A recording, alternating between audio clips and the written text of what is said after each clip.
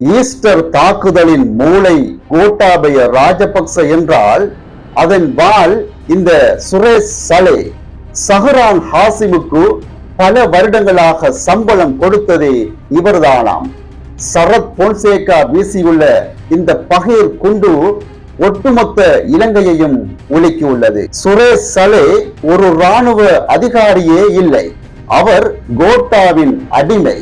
ராஜபக்ச குடும்பத்தின் ஆசீர்வாதத்தோடுதான் சஹ்ரானுக்கு பணம் பரிமாறப்பட்டுள்ளது என கொந்தளிக்கிறார் சரத் பொன்சேகா.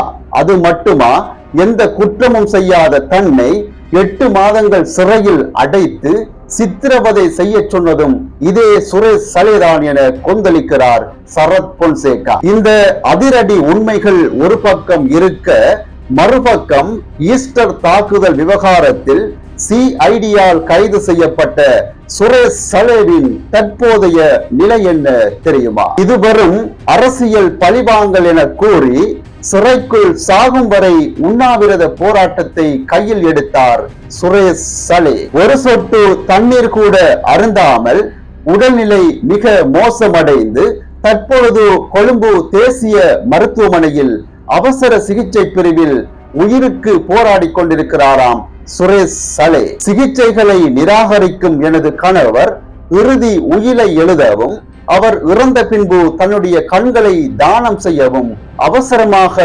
அழைக்கிறாராம் சட்டத்தரணியை என்று கண்ணீரோடு கூறுகிறார் சுரேஷ் சலேவின் மனைவி மனோரி.